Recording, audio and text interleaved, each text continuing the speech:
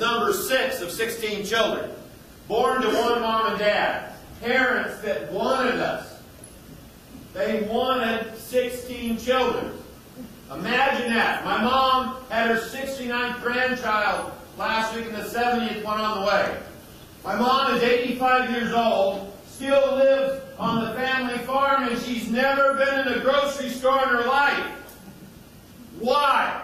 Because if she wants peaches, she reaches above the shelf and gets them because they're canned. If she wants bread and butter pickles, they're there. And she's got sweet pickles and dill pickles. And if she wants corn or peas or carrots, they're all in the jars. They're in ball glass jars with a glass lid that her mother used because she was from 13 and her mom was from 17. She knows where her food comes from because she cans it. I'll bet you 50% of the women in America today can't can their own food. I'm going to tell you the two most important things that you should learn today is that food and energy are synonymous. And Alaska does a poor job at both. I'm sorry, so I didn't mean to upset you there, but we do a terrible job. Here's what we do. We only grow 2% of what we eat. Shame on us. You want to talk about opportunity. There is more opportunity right now than there's ever been in the history of man. That opportunity is right here. Let's grow some damn food. You are what you eat. We are counting on everyone else to feed us. Ladies and gentlemen, that is nonsense. Total nonsense. We need to be responsible for our own future here in Alaska. That's why there's so much opportunity. When it comes to energy, we have the highest energy cost in the world. Who is bullshitting who here? We should have the cheapest energy cost in the world. Why? Because we have all the resources here. The good Lord gave us a brain. We're supposed to use it. The main difference between man and every other mammal on earth is that we have a free will and a brain to use it. I say we don't do a very good job of using it. The proof is in the pudding. There's a mine right here, Kensington, that's burning diesel fuel. Shame on them. They should have had, I was just talking to this young man, just met him. You want to know what one of their highest costs is? Diesel fuel. This hydroelectric dam should already be giving him power. You got a customer right here that will buy it today. He'll be off of diesel fuel before the end of the day if you will give him reasonable power. You give this young man some 6-cent power, he'll grab it so quickly it'll make your head spin, like Dexter. And you might weigh 6.5. Oh, he might go 7. I got number 7. Ladies and gentlemen, I got 7. I got 7 going once. So, we got a customer right here at 7 cents. Now that's how you get it done. You make it happen. And don't wait for someone to come help you out. You better lead the parade. You better lead the parade because I'll tell you, following it over the dam. Now, what makes me this way? Well, I'll tell you what makes me this way. My father put all 16 kids on drugs at 2 weeks old. Every kid was on drugs. At 2 weeks old, he drug us down to church to be baptized. And he drug us to church on Sunday. He drug us to toss the corn. He drug us to bale hay. He drug us to clean 600 chickens every week. And then he drug us to the neighbors to do their work. And he'd say, you don't need to get paid for anything you do in life.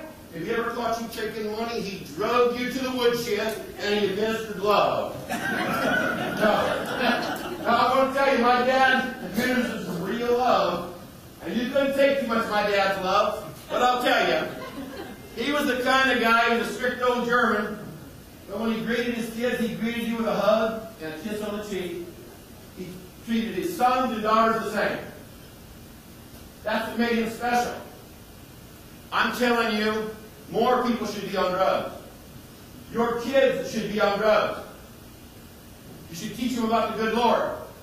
You should teach them that everything that you have comes from a higher being. And I'm not a religious nut. I give all the credit to the good Lord. and I add a secret ingredient, HARDWORK. With the good Lord's blessing, has made me the luckiest person in the world. So if you want to all get lucky, give the credit to the good Lord and get your ass out of bed and go to work. A half a day is 12 hours. We have convinced our kids that a half a day is 4 hours.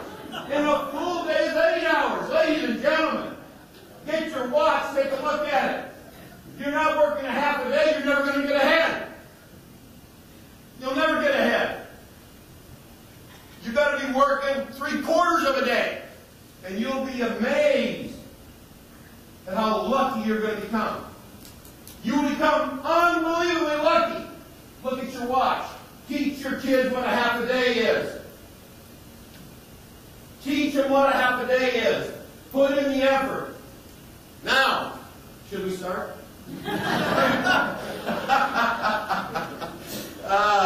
Where were we? We can do it. We can do it. I'll tell you what it takes. It doesn't take money, and it doesn't take brains.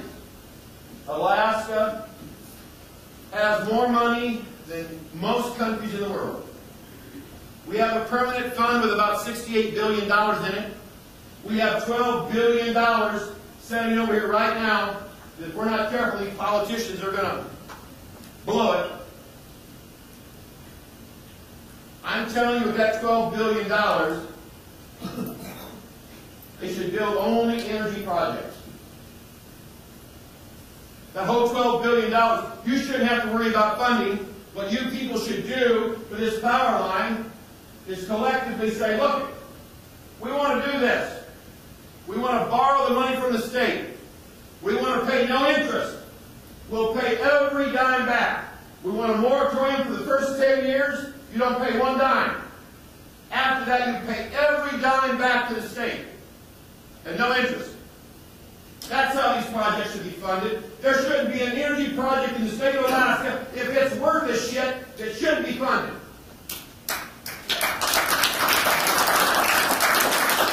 And that's the mechanism. You have the money right now to do it. I say you, that means us. You know, I hear people cuss the government out. That is nonsense. We are the government. We are the government. Don't be cussing those people. If you don't get your message through to them, shame on you. You vote those people out. Vote their asses out. All the ones that don't, first of all, believe in God and have some morals. Look at these stupid son of a guns. We got them in prison, 6 or 7 of them, for taking a little kickback, for just the promise of some money. They should be in jail for life. They shouldn't be in jail for a few years. They should have gotten life imprisonment. Every one of them. Don't get me worked up. But I'm going to tell you right now, the opportunity is available. Right now. I heard these people talk about how we're going to finance. What are we going to do? The financing's over there. $12 billion. It's our money. Only energy projects. Do not let them take that money and put it on all these stupid crap that isn't going to help your children and their grandchildren. This isn't about the people in this room, and I'm ashamed. I want to know today how many people in this room are under 25 years old. Right? I want to see a hand count. Let's give them a round of applause for the 2 that are here. Now, I'm going to tell you something. Shame on all the rest of you. Every one of you should have brought somebody young with you, 25 and under. Why? Because they're the future. What are we talking about? What are you guys doing? What are you doing? Bring somebody young with you. Pay them to come along. Pay their way to come here. If you don't have the money, borrow it. Don't go out to dinner for a couple nights. Bring someone young so they can share the vision. Because it's not going to take money, and it doesn't take brains. It takes these young people. It takes vision, and it takes passion. Those are the 2 ingredients that we're lacking. We need vision, and we need passion. That is what's going to get us into the 21st and the 22nd century. I guess I better get started. Hey. Oh, there we go. So we're going to be talking about Chena Hot Springs, K&K Recycling, Chena Power, and what they do. Why are we going to be talking about that? Well, some people like to talk and some people like to do. I like to do both. I like to talk because I've been blessed with the ability to express myself. It's a blessing, and I know it comes from the good Lord. And the second fact is, I've been blessed with an amazing amount of energy. And that energy I like to use. That's how you pay homage to your makers, by using your energy. So I take the energy and turn it into other things. The first law of thermodynamics: you cannot create energy and you cannot destroy it. So here's the deal. Turn it into something else. And these people that are so negative, when you're in a room with negative people, take all that negative energy and turn it into positive energy. That's the best way to screw them. It's like taking their pants down and spanking them. The more negative they are, the more positive you are. I mean, just think about taking their pants down and spanking them, because that's exactly what you're doing. You just start giving them a good old-fashioned spanking. They don't even know what the hell happened. They want to hate you. They want to be upset with you. But you're so positive, they go, Jesus, what are we going to do with this guy? So, just remember, all government agents, when you go to them, they have to tell you no. They have to. You know why? Because they have a family. They have a job. If they tell you yes, they might get fired. You're going to definitely have to answer to someone higher than them. I don't blame them. When I get told no, no means maybe, and maybe means yes. I am a deluxe pain in the ass. John Sandor will tell you that. I mean, no doesn't mean, that means maybe me. And I always turn maybes into yes. So just remember, get positive energy from all their negative energy. And then you'll make amazing things happen. Chena Hot Springs. It's located right in the middle of the state. And we like to say that God lives there and He visits everywhere else. Our vision: to become a self-sustaining community in the terms of energy, food, and fuel to the greatest possible extent. I think that is a vision that Alaska should have. I think that's a vision that should be in every town, every village should have a vision to be self-sufficient. You know, we used to be. You realize, I don't want to go backwards, because I think everyone should have a light bulb. And I think you should have running water. So when somebody tells you about the good old days, good old days. Now, I love the 21st and the 22nd century, where we're going. But we have to be responsible for what we have. Man is the only mammal that deliberately destroys his environment and is in total denial. No other mammal on the face of the earth does that. Only man. You can't tell me another mammal will do it. Shame on us. We should learn that we are only stewards of this property. The indigenous natives were the best stewards we've ever had. Do you also realize that our indigenous natives are have the highest IQ of any indigenous people on the planet of the earth? The indigenous natives. You know why? I feel because they had to try to stay alive. And they had everything working against them. They had the environment working against them. They had disease working against them, especially after the white man came. They had everything working against them, and they still survived. It's because they're smart. We could learn a lot. We could learn a lot by listening to them, listening to their elders. We can learn a lot by opening your eyes and looking around you. Sustainable living. It's our goal, by the end of next year, to be as close to total sustainability as any community in the world. That means you don't go to the store and buy anything.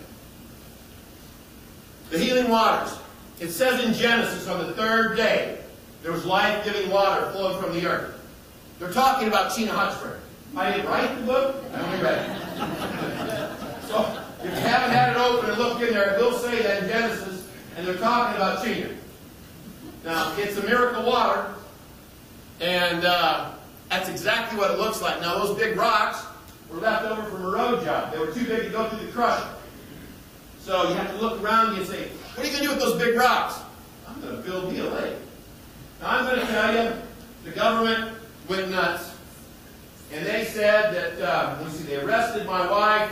She had 2 felony counts, 8 misdemeanors. because she endangered thousands of people's lives. They are swimming in water. They said, first of all, I built a swimming pool. That's against the law. Well, I told them I didn't build a swimming pool. It's a lake. And they said, well, we sent you a cease and desist order. What did you do with it? I said, well, I wiped my rear end on it. I can't say the word. My wife won't let me. It's the same as ass, but I can't say it. And I wiped it on and threw the divvy. And she said, well, why did you do that? Because I had to go. I thought they were kidding. Shutting you down to build the lake? So I tried to explain to them, this isn't a swimming pool because the good Lord fills it up automatically. I don't do anything. We drain it, it fills back up. I said, how many swimming pools you see automatically fill up? You know? Show me one. So, they asked me. They said, we told you to have an architect design it. I said, I did. Who was that? I said, God. Boy, the gal just shook her head. She said, what about the engineer? I said, same guy, same day.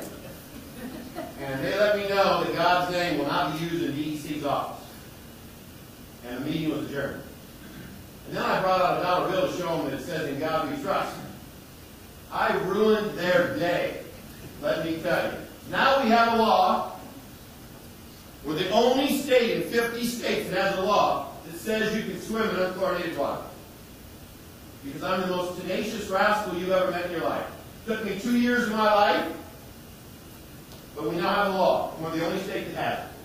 And I'm going to guarantee you, when you swim in that lake, you feel 10 years younger. And it all comes from God. It doesn't come from me. It's just that I'm one of His instruments, giving Him a hand.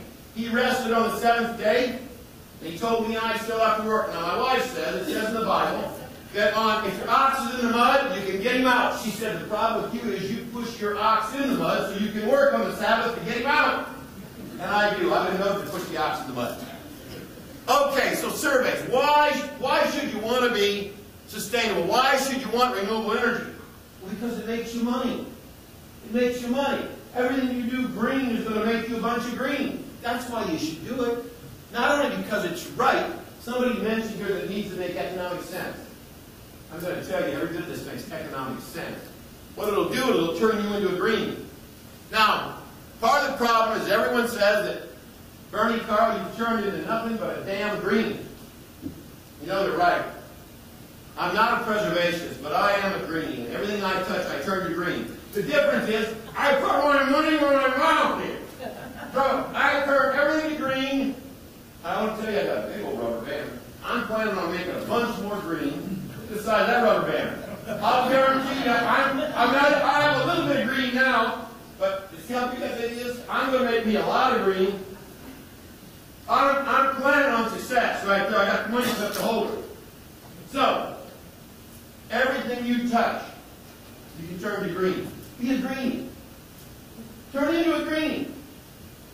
And the more people make fun of you, the more you make off them, because they're coming up to see all your dumb green ideas, and you're putting your hand in their pocket. It's just like stealing, only legal. I feel like I'm a lawyer half the time, because I got my hand in someone else's pocket. Hope there's no lawyers in here. I just saw one. Oh, I'm sorry, sir, but, well, you know, I mean, your profession is a little squeaky. Not only clean. Wish I hadn't said that. Okay, so everyone should do a pie chart. If you want to know what you're doing, you got to look at where your energy's at. So you can see that our biggest deal is baseload heating, and we heat geothermally. We take a hug from the earth. Everybody likes a little hug, right? I promise you, I didn't do the math. Good Lord did. If you drill deep enough, if you drill right here today, and you drill deep enough, I promise you it's going to get hot. You might end up now. It'll be hot. Now, the gradient of the earth is 1.5 degrees per 100 feet. You can do the math. Somebody said, well, that costs too much money. Well, I say there's no silver bullet. You have to use, anybody that tells you they have the fix-all for everything, he's a liar. You got to look at each community and see what you have. Then you got to use it. You just happen to have hydroelectric. You just happen to have biomass. You're very good at the hydroelectric you have, but you've been talking about doing more of it for how long? 30 years, did I hear? 30 years, did I hear somebody say you've been planning stuff? Well, let me tell you, I don't have that kind of time. From the time I look at a project until the time I start it, I work in hours, maybe a few days. From the time we start our geothermal project and drill the first hole, to talking the 20th largest manufacturer in the United States, to building turbines, and being online, 2 years. That's all the planning. When I hear you guys talk about all this planning, all that money you spend on planning, I'd have your project down there done for you. You've got to do a little less planning. You've been planning for 30 years. And a little more action. A little more action. I'll tell you what you ought to do today. When you guys get out of this meeting today, every one of you ought to sign a little petition that you'll put your permanent fund check in. Every one of you is to fund this project as a start of it, and go over and see these brain dead politicians and say, look, we want to get this thing started. We want to start today. And if you want to get away with all the permits and don't do any permitting on this, then I can tell you how you can do it. You can hand clear a right-of-way anywhere you go. It's in our state statute. You can hand clear a right-of-way across federal property and state property. It can't be more than 6 foot wide. Hand clear it. I'm going to do it going from Chena Hot Springs over to Eielson Air Force Base. They tell me it can't be done. The word can't is not in my vocabulary. If you think you can't do something, I promise you, you can't do it. You are whipped before you start. Take the word can't out of your vocabulary. It shouldn't even be in a damn dictionary. They have it in there, and we teach our kids the word can't. That means you can't do it. If you can't do it, you can't do it. I don't care how much someone talks to you. If you think you can't do it, it can't be done. I'm telling you, you can do it. I'm telling you, you need to lead this parade. You can't have someone else lead your damn parade. You need to lead it. Is there some fear in leading? Well, sure there is. Because every time you lead a parade, you're walking backwards. And when you trip, these people have no problem stepping right in your face. And you hope there's no dog shit on their feet. That's usually what happens to me. Whew. That's what happens when you stumble.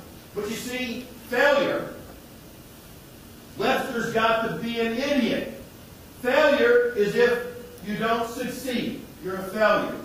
Ladies and gentlemen, failure is if you don't try. You could never be a failure until you quit. Never. So Webster is an idiot. If you guys get started and you don't quite get done where you need to be, as long as you don't quit, you'll never fail. Never. Take Webster out of it. Take the word can't out of it. This is what you end up with. You end up with an ice museum. 90 degrees outside. It melted. Forbes magazine in 2006 voted the dumbest business idea of the year. I tell everyone, Forbes could kiss my... I can't say it. My wife says no. My wife says I gotta... Can't say it. But it's the same thing as an ass, if I can say it. I usually say it's what Jesus wrote into Nazareth on. But yeah, he can kiss it. He was born with some kind of silver spoon. This thing has been up now for 6 years. I rebuilt it because he really upset me. Now, had I not rebuilt it, then I might have failed. But we rebuilt it. It's now the largest ice structure in the world to be up year-round. The little reporter said, how could you, Mr. Karl, be so stupid to take and build something of ice and have it melt? I told her I took a frozen asset and I turned it to a liquid one. I sell the postcards. It has 3 drops of water for $4.95. It says if you want a frozen asset, put it in the freezer. If you want a liquid one, take it out. The first 8,000 sold like hotcakes, the second 8,000, the third 8,000, the fourth 8,000. I just had 500,000 more made. Now, if I sell 1 million postcards a year at $4.95, at least that's $22,000 a gallon for water, call me stupid. Just call me stupid if you want. Dumbest idea in the world. I'm not afraid of a little ridicule. Now, how do we keep this cold? This is the first 3-pressure absorption chiller in the world. Einstein says that imagination is far more important than knowledge. I tell everyone I'm an Imagineer. I imagine things and we build them. And that's what we need to teach our kids, is to imagine. Become an Imagineer. This makes 15 tons of refrigeration on 10 amps of electricity. On 10 amps of electricity for you engineers in here. I don't care what physics book you look at, they'll tell you this won't work. They'll tell you you can't do this without 230-degree water. I'm going to tell you can't is not my vocabulary. I didn't know it wouldn't work. I tell the young engineers. She was saying this won't work. She thought this was the dumbest idea in the world. I told her, I said, a bumblebee can't fly because his body's too big for his wings, but nobody told the bumblebee. So it works. Now we're converting this to work on biomass. It's in the shop as we speak, and to work on solar. I'm going to make it work so that it needs not one drop of electricity. None. To run. If you've got a little biomass, you can have refrigeration. It'll work in any country in the world. It'll be designed to work in third world countries. Thousands of people die every year in these third world countries because their medicine can't be refrigerated. I'd like to think that Alaska will lead the parade on helping the rest of the world. 8,000 pounds of ice, 600 hours of work. This isn't trick photography, this is the way it looks. It is a wonder of the world. To be up year-round, very little sublimation. We move 8,000 CFM of air a minute through the exoskeleton of the building. We do not move any air inside the building. That is the bar. That is the way it looks. It's not. The difference between good and excellence is 5%. The extra 5% has been put into this project. We save $383,000 a year in just heating 44 buildings from the earth. Just a hug from the earth. Why wouldn't you want to do that? Why wouldn't you want to take a little hug? Everyone likes a hug, right? We put it all back. We don't own the resource. The resource belongs to you. It belongs to all of you. I don't own a thing. I have the privilege of paying the taxes. I do not own one thing. Actually, you don't own anything either. Sometimes you think you do, but you really don't. You have the privilege of paying taxes. You have the privilege of living in this state. You have the privilege of living in this country. And I heard this young man talk about China. Everything he said happens to be right. Because their half a day over there is still 12 hours. And they're striving for excellence. I don't agree with everything that the Chinese government has on their agenda, but everything that this young man said was 100% factual. And we need to understand that. We are part of this world economy. And we will be doing a lot of business with them. If anybody thinks that we're not going to be doing business with the Chinese, go to Walmart. Is there a Walmart in this town? Yeah. Go to Walmart. I promise you it'll scare you. If you take time to go look at all the labels, how much comes from China. You'll find out there's probably not one item in that Walmart store that comes, well, wait a minute. There will be a couple. There won't be more than 20 items in that store from Alaska. And I'd be willing to bet $100 on it. Anybody want to take the bet? Didn't think so. She does. You want to take the bet? Yeah. All right. Who wants to hold the money? I do. All right. All right. I'll put my money where my mouth is. I'm betting 100. You got to go get me 20 deals that say that's there, but I'll put 100 up. You hold the money. There's the 100. I'll hold the money, but she needs to borrow the 100 from me. All right. You should borrow another 100. All right. So now I got 200 up there. It's pretty good. I got a loan on the other side. They're part of the bet. It's going to be interesting to see what the results are. We want the results by the end of the day. Don't we? Yeah. Yes. We want the results by the end of the day. Get the manager of Walmart over here right now. Let's get a light and rubber hose. We're going to interrogate that guy. Water round. You don't have to use the newest technology. You have to use the best technology. This water ram is 152 years old. It comes from Rife, Pennsylvania. From the Rife Water Ram Factory. They're 152 years old this year. If you call them, you will talk to the great-great-grandson. This pumps water with 9 foot of head. And we water all of our gardens with drip irrigation, even though we have a lot of water. That's a piece of 56-inch pipe. Now, my young engineer told me why this wouldn't work. She said, you'll never have enough water to do this. So she took the gallon can up in the watch and she measured it. I said, how much do you have? She wouldn't answer me. I said, you have 1.5 gallons a minute, don't you?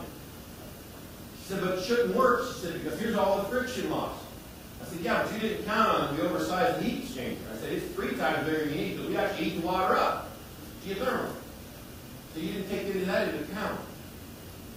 So, to make a long story short, this saves about $59,000 a year in labor. And all of my gardens get watered. The plants grow tremendously. And I don't have to do squat except just pay attention. And I'm going to tell you, with all the water that you guys have around here, you could use water rams. This will move water, they'll lift it 500 feet. And they make them up to 8 inches. So I've been looking at going to lift enough water, take it up into a big saddle in the mountain, and I'm going to make the hydroelectric deal with a siphon out of it. I'm not going to spend 1 dime on parasitic load. Not 1 dime on parasitic load. I'm going to store 60, 70 million gallons of water, and I'm going to turn it loose, and I'm going to have me a little hydroelectric project. Somebody said, why are you doing it? Because I can. That's why I'm doing it. Because I can. You can too. Everybody can. Because I don't know can't. Chena Fresh Greenhouse. Why is this important? This is what every community should have. Every community should be growing their own food. This food you're getting here today, I'll bet you $100 that 98% of your food is coming from somewhere else. You're not growing more than 2% here. Unless you count the beer, because the beer is a perfect food. You guys, I understand, have the best beer deal in the whole world. Actually, they should be serving beer here right now. I can't believe we're not having beer. I mean, in all honesty, you have the best beer in the world, right? I mean, I think they would just have like a bottle of it here for everyone, right? Yes. I mean, isn't that right, man? I mean, okay, so what do we know about growing food? Not a damn thing. Not one damn thing. My dad taught us all, if you can read, you can do anything. So what did I do? I went and got some books. Hello! Pretty simple. And then I went to the hydroponics conference. I took the commercial growing, my wife took all the practical part of it. We're a team. Been married 35 years, same woman. Here's the deal. Women are smarter than men. Women are harder workers than a man. And a woman is way tougher than a man. So, my wife keeps me grounded. She's got a full-time job. I know you find that hard to believe. But she's got a full-time job keeping me grounded. Now, I will tell you this. I'm going to tell you guys, I'm going to actually, this is kind of like a confession today. She's trying to kill me. No, I'm definitely allergic to dogs. We have 2 blue heelers that sleep with us. I can't be around dust. My wife hasn't dusted once in 35 years. And guess what? She's not going to either. I can't even be in the same room with a cat. She's over at the dog pound looking to get this little kitty. Last Sunday, I wouldn't go get a physical. So last Sunday, she had the medical people come to the house, give me a physical. Yesterday, I got life insurance, and guess who the beneficiary is? It's not me. Now, my wife is good looking. She's hot. I'm gone. She's beautiful. So, I mean, I probably shouldn't have told that story, but it's the truth. I'm going. She's killing me real slow. So, here's what you can do. This does not cost a lot of money. Now, I can tell you right here what we're doing right now. We got a large experiment going with LED lights. Right now, we're running 60 kW of halide lights. And we're changing that to 8 kW. 60 kW to 8 kW with the same Kelvin and the same lumen going to LEDs. A plant only wants red and blue spectrum light. I spent 6 years experimenting. I made 11 trips to China, visiting all the different manufacturers. The patent for LED comes from University of Illinois, right outside of Champaign, or in Champaign. That's where the patent comes from. There's not one LED light made in America. Not one. Shame on us. But the fact of the matter is they're made in China. So I rest your case. So you go to China if you want to get them. And that's what we do. Now this is a real interesting deal here, because you need to grow all your own food. This is what's going to change everything for Southeast. This is what's going to change everything for Alaska right here. The one crop that grows good in Alaska is barley. There hasn't been a bad crop in barley in 29 years at Delta. Not one bad crop. $170 a ton. You grow it in this system right here, and it's 9-to-1. So it'll give you 9 pounds for every pound you grow. The animals get 95% of the protein out of it. No sound. For highly nutritious, yet cost-effective livestock feed. A selection of grains and legume seeds are spread onto the specialised growing trays and are watered at predetermined intervals with overhead sprays. A set temperature is maintained inside the chamber to ensure the best growth and highest nutritional value fodder possible. Each day, you simply slide the feed out of the trays, rinse the tray, reseed, and push the newly seeded tray into the other end. The system holds enough trays so your desired amount of feed is available every day. Usually, it takes 6 days to grow from seeding to feed out. The sprout mat is completely edible and highly nutritious, as it is a living food. The animals will eat the entire mat, roots and green growth, so there is no waste. Are many, including high yield in a very small area, low water consumption, low energy consumption, easy maintenance, trouble-free operations. Now I just bought 50 containers, insulated containers from Alaska Marine Line, and as soon as I figure out how to get them to ship them for free up to Fairbanks, I haven't got that figured out yet, but I will. You think I'm kidding you? I will get it figured out. It's just a matter of time. I'll weaken them. I'll wear them down. Anyway, I'll probably have to find them loads. I'll probably have to get in the damn freight business here. Anyway, that is what's going to change agriculture for all of Alaska. You see, it costs a lot of money to grow things in Alaska, and we found it very easy. With the advent of the 707 is what started it. Do you realize that Alaska used to grow enough food to feed us? Do you understand that? We used to. We keep becoming more and more and more complacent. If you want to talk about the biggest security issue in the United States facing us, it's food. In 2005 was the first time in our history, since 1776, we did not grow enough food to feed America. It's the first time in our history that we imported more food than we exported. Last year, we imported 40% of our food into America. 40%. From countries where there's no labor laws, there's no environmental laws, and there's no import duty on food. Now you say, why do we do that? Well, I can tell you. In one arm, we're addicted to greed. On the other arm, we're addicted to oil. Those two addictions have totally clouded our judgment. We worry about our kids being on a little crystal meth, a little crack cocaine, and we can correct that. We can correct that. What about our addiction to oil? What about our addiction to greed?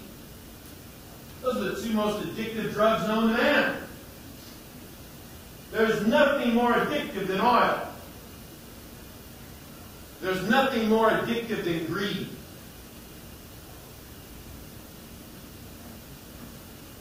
Now, here's the most important slide of the day.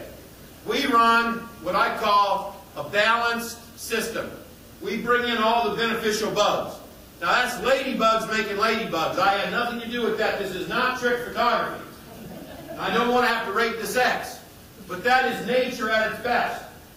And we have all these little ladybugs running around. We use no herbicides, no pesticides. I'm telling you, you cannot do better than nature. I say that God and nature are one and the same. They're synonymous. That's what you have to look at. Look around you. You cannot do better than nature, but you can certainly learn from it. I call it biomimicry. Mimic what nature's doing. Mimic it without destroying your environment. There is only two ways to create wealth. Only two ways.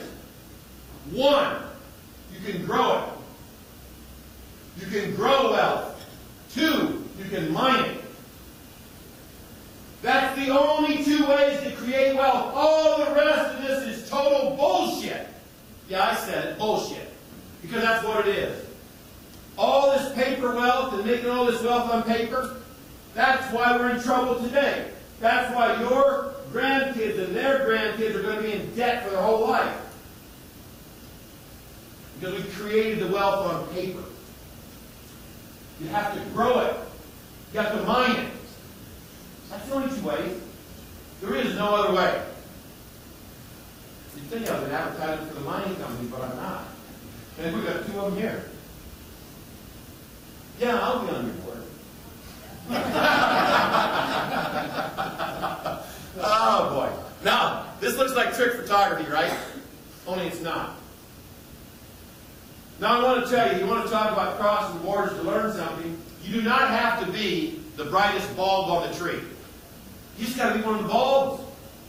Where did I find this information? After I read the book, we're down at British Columbia. And there's a Dutchman there called Jack Benny at Bevo, outside of Vancouver. We're driving by, they got a guard in the security shack, and they say, you know, no gas, don't come by, don't even want to have you stop. Pull right up. I'm with my wife and Brenda Hewitt, who is in this community here now. Brenda was running United Way. And they said, well, you're not going to get it. And I said, sure I am.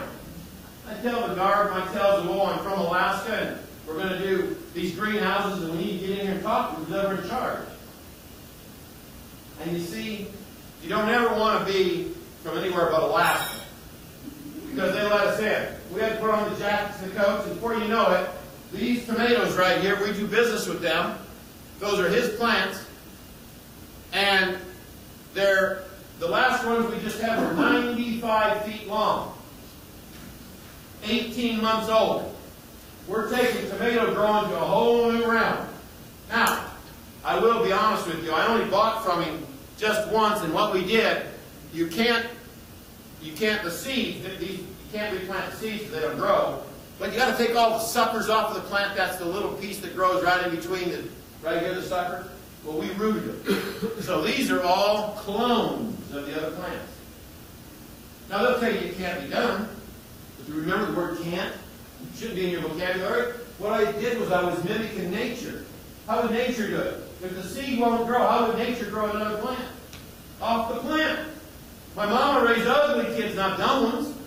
Heavy on the ugly, but not dumb. This is the most prolific garden, I believe, possibly in Alaska. Now, we pick about 300 pounds a day. That's every day.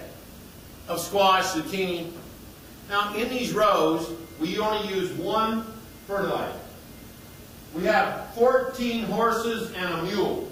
They're change machines. We put $50 bills in the front. We get $5 bills out the back. We only use horse shit on these gardens, and that's not bullshit. We only use horse shit. And we use a lot of it. And I'm going to tell you, this is the results.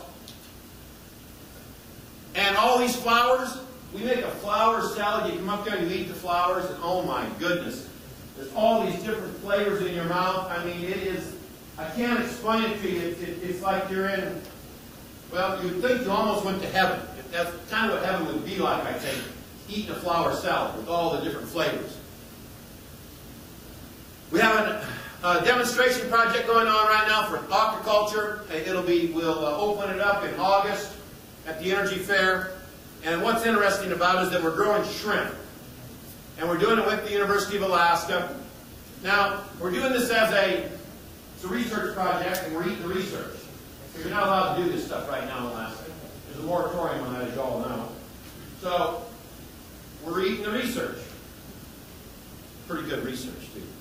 And right now in Fairbanks, as you know, we have the fish hatchery that isn't running yet. They're going to have 300,000 gallons of waste coming out of there every month, and I plan on using every bit of that. I'm experimenting now how I can use every bit of that waste at 9 Mile Richardson Highway, which we'll get to that in our greenhouses there. We have a whole compost operation going. We presently do not take one thing to a landfill at Chena Hot Springs. Nothing. We have 65 employees that live there. We have up to 300 guests a day. Not one thing goes to a landfill. Not an item. Not one item. I preach landfill free by 2023. I not only preach it, I do it. You come there, you will not see one thing be buried. We'll show you how you account for everything. Because that's what you should do. That's what nature does. I'm just mimicking nature. Nature accounts for everything and turns it into something else. And that's what we're doing. I believe that with 30 acres of greenhouses, you can feed 600,000 people year-round. Now everyone says I'm crazy. I admit I am a bit crazy.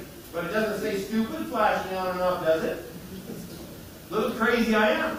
Stupid I'm not. We've taken the greenhouses up to 1,500 ppm CO2. We're getting 100% more produce in half the time. We're growing things 24 hours a day. Intensity.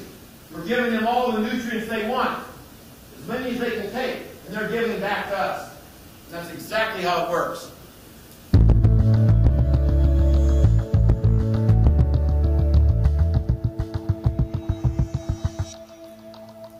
This morning on Green Power Today, we're getting into some hot water. NBC's Lester Holt traveled to Alaska to see how geothermal energy is saving a popular resort thousands of dollars, and he joins us with that. Lester, good morning to you. Matt, good morning to you. The Chena Hot Springs Resort sits miles away from the nearest power grid and for years depended on diesel-run generators. Well, the decision to switch to a clean, cheap, and renewable alternative was easy, but figuring out how to harness the hot springs that made it famous proved to be a challenge.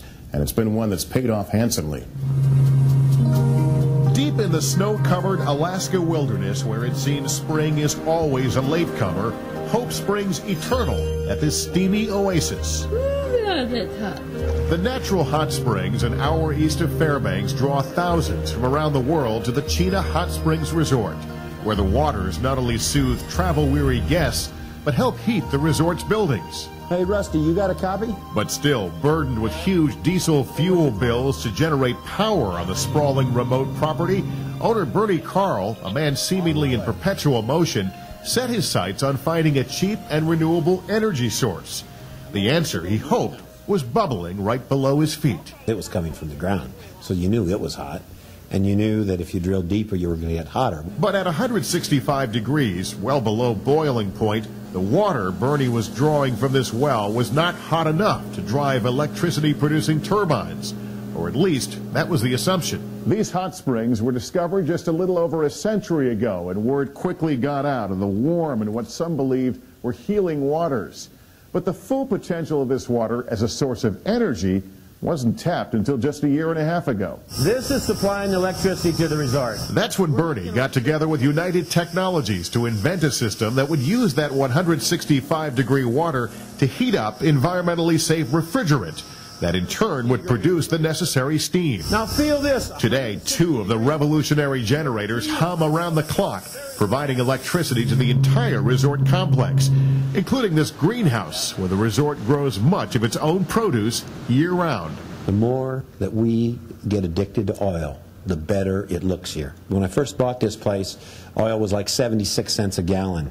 Now it's $3.59 with no tax on it. It was originally going to take us 5 to 6 years to get our debt load paid back on doing this. Revolutionary cooling system that has made the resort's ice museum a year-round attraction. 95 gallons a minute of hot water, 75 gallons a minute of cold water. We make 15 tons of refrigeration. First time in the history of man, it's a 3-pressure absorption chiller. And it's the first and only one. Through all this, Bernie Karl has become both the hottest and coolest thing in the world of renewable energy.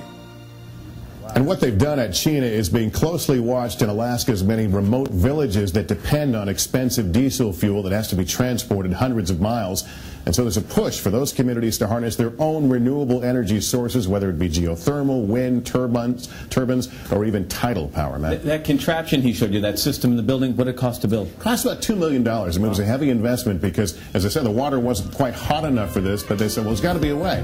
They invested in it, and we think it's going to pay for itself in a matter of years. Cool stuff, Lester. Thanks.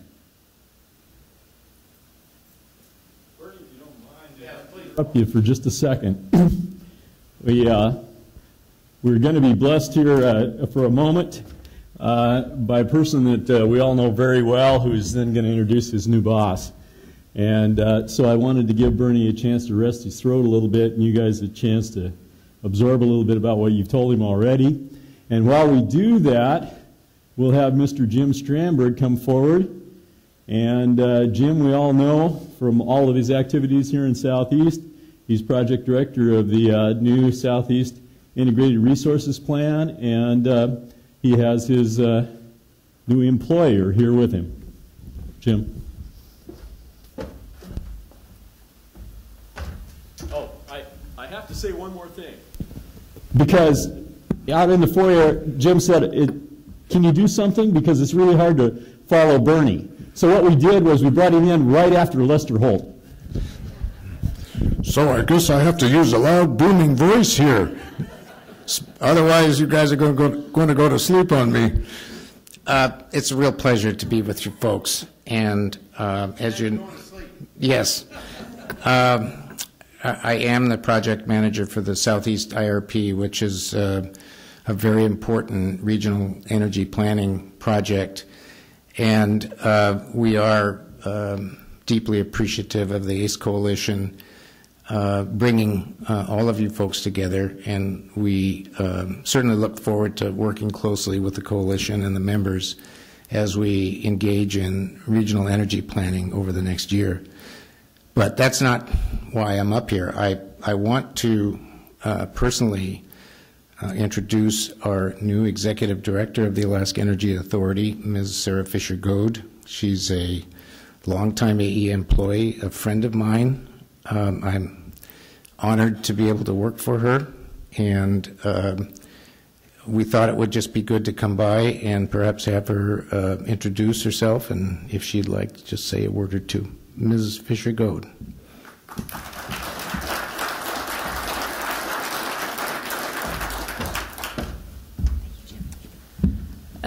Thank you. I really look forward to working with the ACECoalition and continuing to work with Jim on the Southeast Integrated Resource Plan. Of course, this is very important work for this area of the state. And I wanted to make sure I have to run back up to the Hill. I'm preparing for a hearing at 3 o'clock today.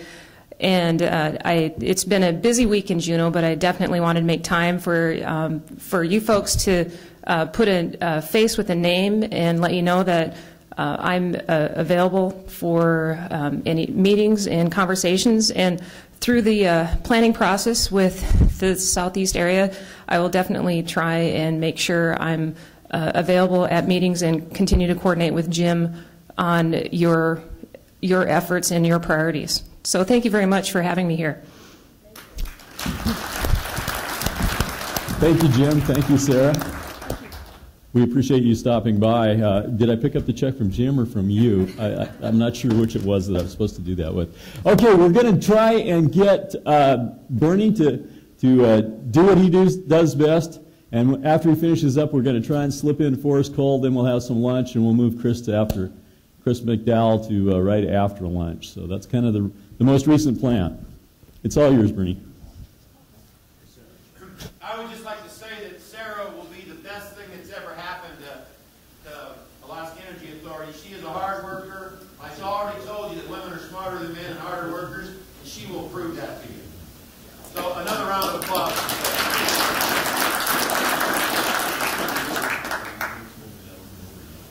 K&K Recycling, what's that about? Well, some people like to say the J word. I use recycling. Now, we recycle everything, from light bulbs to jet engines and everything in between. Why is this important? Well, it's important because if you're going to have no landfill, you better have a very aggressive recycling program. And that's exactly what we have. We put in a half-mile rail spur. We shipped 20 containers a day last year, somewhere in the world, every day. Somewhere in the world. Right now, we ship them down to Seattle, going to Nucor. Before that, we were shipping them into Hyundai Heavy Industries in Korea, and then we shipped them into China Steel. I go wherever they want to. Actually, it's a form of mining, and we ship it somewhere. We made an investment to do that. We started a recycling program, taking cardboard, paper, wood, glass, plastic, and that is how we're fueling the new biomass power plant, 500 kW. 500 kW net, 600 kW gross. Every community probably has a landfill. Probably every one of the southeast communities have a landfill. I promise you, you don't need one. There does not need to be a landfill in any of your communities. All you got to do is think about it. Think about it as a resource. Think about it. How do you create wealth? Mine it, grow it. In this case, you're mining it and then you're growing it. I'm mining it out of your kitchen and out of your warehouses. We're taking in this year 254,000 gallons of cooking oil. 76,000 gallons just from Walmart, one customer. 84,000 gallons from the Fred Meyer stores. All that cholesterol causing bad stuff that everyone's eating, this fried food. I love it. I'm collecting all the oil. We have 2 engines that we've been running for 6 years on cooking oil. We heat it up to 175 degrees. It has the same horsepower, 140,000 BTUs per gallon as number 2 diesel. I bet you would like to have mine. A couple 100,000 gallons of cooking oil over there. Plastic. This is not trick photography. What you see here is that's 1 through 7 plastic. That is styrofoam right there that I put right in there. We turn it into fuel. Now this is a prototype. It's not a prototype. This unit works. From the time I first saw it, within 20 minutes I had the money wire transferred over to Japan. I bought this thing, a plane ticket, 120 pounds. I had it back in a couple days. I've been experimenting with it. Now the owner is coming to Alaska next month. I'm going to bring that machine down here and show it to a lot of these politicians. And I hope there's hyperinflation in Japan. I hope to build all the units in Alaska. So I will be asking for a no-interest loan to build these. It'll be a bigger unit. It'll handle it'll make 2,400 gallons of fuel a day. Every 2 pounds of plastic makes 1 liter of fuel. There's a little refinery for $40,000 you get to buy. It goes with this. And it makes jet fuel, gasoline, and diesel for 40 grand. This unit will fit in the back of your pickup. This is just 120 pounds here. I bring this up because you need to imagine the future. All this plastic we have right here, where do you think this comes from? Oil, gas, hydrocarbon. We're just simply turning it back. Heat it up to 800 degrees, 800 F. Take it back, condense it through a column of water, and extract the fuel. It is so simple, it should be illegal. It's that simple. You should recycle whenever possible. I say you should recycle all the time. Chena Power, what's it about? Well, Chena Power is who's making the power up at Chena Hot Springs. Why do we have Chena Power? Well, we went in to get one of these power grants from the Alaska Energy Authority, and they turned us down. They said, that you don't qualify. So I said, okay, they had a legal opinion. I said, okay, give me the lawyer's name. Well, couldn't give me the lawyer's name. I said, well, give me the written paperwork. Or I would just, no, we don't have that either. So I called the governor. I said, Governor, I said, you know, it smells like doo-doo here. I mean, they tell me I don't qualify, but they won't give me the lawyer's name, and they don't have it in writing. So the next day, they come up to see me. They bring their lawyers, and they say, well, your problem is we checked with the Denali Commission, and you need to become a utility. Well, that normally takes forever. So I hired the guy they fired. Within 3 weeks, I was a utility. I am now an unregulated electric utility, and I got their $246,000. This project cost a couple $1 million. There's $246,000 that came from the Alaska Energy Authority. And they told me that they didn't want their name used anywhere. Do not put Denali Commission anywhere on the project. You'll see here in a minute when you look at this video coming up that their name is on there. They sent me 14 signs that say this project is funded by the Denali Commission. They've won 2 national awards. The AEA's won 2 national awards, and they didn't want to be involved. So the moral of this story is they're going to tell you no. I didn't go away. They've got to tell you no.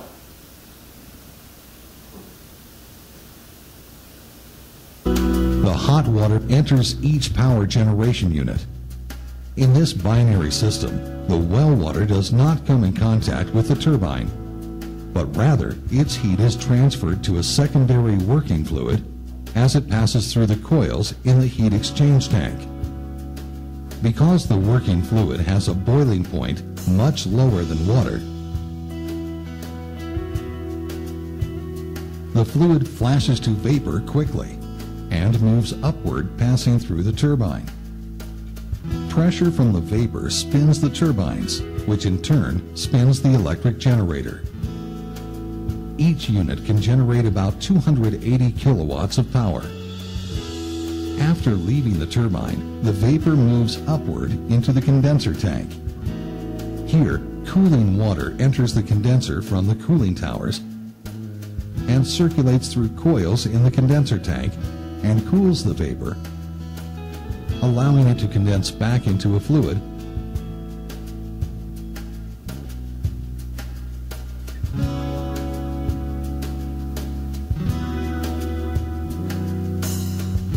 The working fluid now flows down the tank outlet to the pump, where it is repressurized and injected back into the heat exchange tank to repeat the process. It is important to note that the 3 fluid systems of hot well water, cooling water from the cooling tower, and system working fluid remain in their own separate loops and never mix, so there is no contamination and no emissions. Many of the parts used to construct PureCycle units are off-the-shelf parts from HVAC systems manufactured by Pratt & Whitney's sister division, Carrier. Although a new application, PureCycle units are based on very stable technology used for many years in many parts of the world. Generating power from PureCycle power systems is not just a concept, but has been successfully deployed at many sites around the globe, including Chena Hot Springs in Alaska, where 2 systems deliver about 400 kilowatt of net power.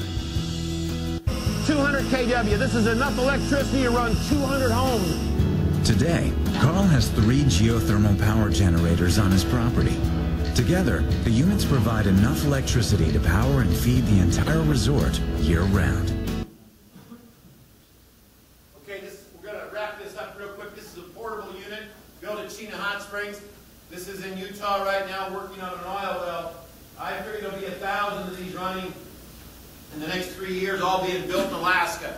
Build them in Alaska, ship them outside. From the time you get to an oil well to the time you're running 1 hour. This is working down in Reno, Nevada right here, the pepper mill, making 254 kW at the pepper mill off of one of their wells. Our mobile unit, we're just going to go through it quick. That's enough because we're running out of time. This is our biomass project. This is the hot oil heater right here. These are the 2 filters. This must be a good idea. because United Technologies asked me if they could patent it. So they've now patented this idea. I told them they could patent it as long as they didn't charge me for using my own idea. But that cleans up all the CO2. 26 tons of CO2 a day go to the 1 acre greenhouse. Creates a lot of new jobs. And this burns cardboard, paper, and wood.